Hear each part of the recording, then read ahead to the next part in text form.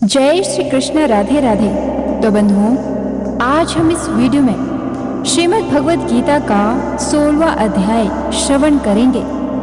जीवन में इतना व्यस्त रहिए कि दुख के लिए, नफरत के लिए, गुस्से के लिए आपके पास समय ही ना हो। याद रखिए कि खाली दिमाग ही दुखों का घर होता है।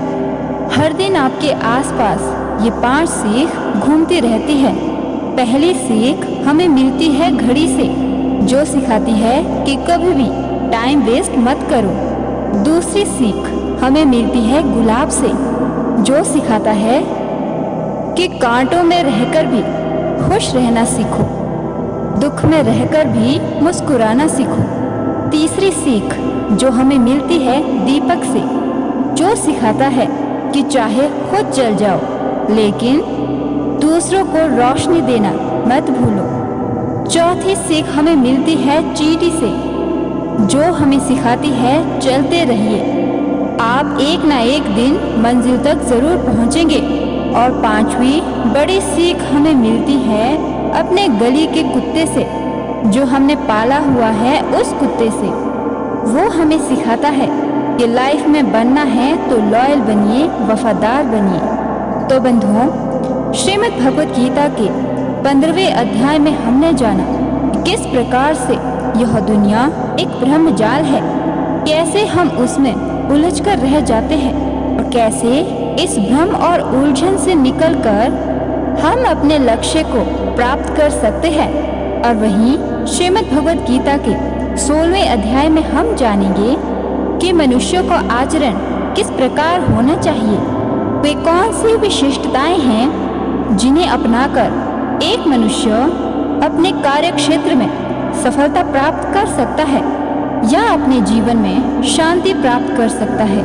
इस अध्याय को शुरू करने से पहले अगर आप इस चैनल पर नए हैं और आपने अभी तक इसे सब्सक्राइब नहीं किया है तो आज ही चैनल को सब्सक्राइब करके बेल आइकन को प्रेस कर दीजिए, ताकि हमारी वीडियोस की नोटिफिकेशन आपको मिलती रहे। श्रीमद् भगवद गीता का 16वां अध्याय देवासुर संपद विभाग योग। श्री कृष्ण बोले, हे भारत, अभय, शुद्ध सतोगुणी होना, ज्ञान, योग, निष्ठा, दान, इंद्रिय दमन, यज्ञ करना, तप, सरलता, अहिंसा, सत्य, क्रोध, त्याग, शांति, चुगली न करना, सब प्राणियों पर दया, तृष्णा से बचना, कोमल स्वभाव, लज्जा, चपलता का त्याग, तेज, क्षमा, धृति, पवित्रता, द्वेष रहित, अभिमान न करना, दैवी संपत्ति के सम्मुख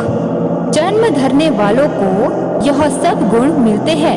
हे पार्थ, दंभ, दर्प, अभिमान, क्रोध, कटु भाषण और अज्ञान, ये सब आसुरी संपत्ति के सम्मुख जन्म लेने वालों को प्राप्त होते हैं। हे पांडवों, दैवी संपत्ति मोक्ष और आसुरी संपत्ति बंधन का कारण होती है।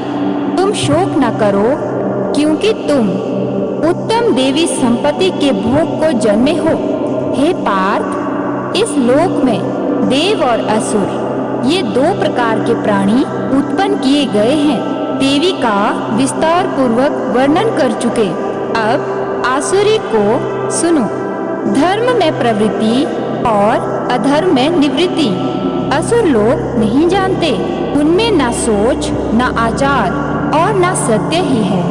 वे संसार को असत्य, निराधार और अनिश्वर कहते हैं।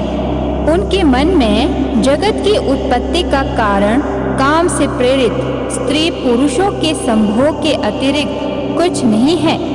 मलिन आत्मा, अल्प बुद्धि, दारुण कर्म करने वाले इस संसार को नष्ट करने के हेतु पैदा होते हैं और दूषित काम के आश्रित होकर वे दंभी, मानी और मद से युक्त पुरुष नीच कर्मों में प्रवृत्त होते हैं।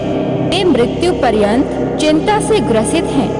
कामोपभोग ही सब कुछ है, इसी को सर्वस्व मानते हैं। एक आशा रूप पाशों से बंधे, काम क्रोध में तत्पर, कामोपभोग के लिए अन्याय से अर्थ संचय की इच्छा करते हैं। मैंने आज यह पाया इस मनोरथ को पाऊंगा, यह है और यह धन भी मेरा हो जाएगा। यह शत्रु तो मैंने मारा, दूसरों को भी मारूंगा। मैं ईश्वर, भोगी, सिद्ध, बलवान और सुखी हूँ। मैं धनी कुलीन हूँ। मेरे समान दूसरा कौन है? मैं यज्ञ करूँगा, दान भी करूँगा। इस प्रकार अज्ञान से मोहित हुए हैं।